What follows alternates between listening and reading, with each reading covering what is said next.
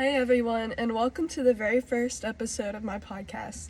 I'm so excited and maybe a little nervous to be kicking this off with all of you. Since this is the beginning of the journey, I wanted to start off with something really close to my heart. A beautiful old aircraft called the Stinson 108-3. But before we talk about the plane itself, I wanted to tell you about the guy behind it, Eddie Stinson. Eddie was one of the early aviation pioneers. He started flying just a few years after the Wright brothers. He was known for being an incredibly skilled flyer and reckless and fearless in the air.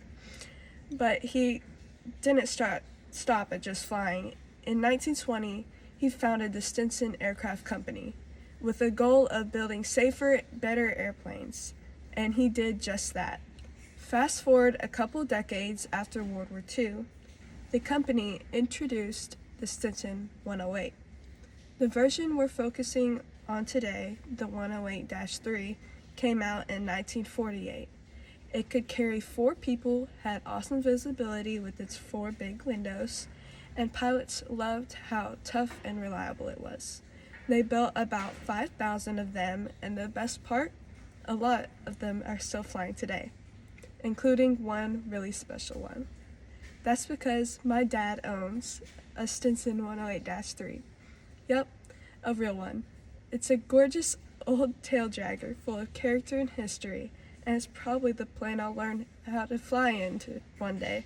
I can't think of a better way to start than in a plane that has been in such a big part of aviation, and now a big part of my life too. And here's an extra cool twist. The Stinson Company was eventually bought by Piper Aircraft, which is where my name comes from. So yeah, I guess you could say I was meant to tell this story. I love how the Stinson 108-3 has stood the test of time, and it's not just a plane, it's a reminder where aviation came from, and the people who made it possible. Every time I see my dad's plane, I think about how many pilots have looked out at those same windows over the years, and how one day soon, that'll be me too. Thanks so much for hanging out with me on my very first episode. I'll be back soon with more stories about amazing people, cool planes, and everything in between. And maybe next time I'll tell you about my very first flying episode. Until then, blue skies and tailwinds.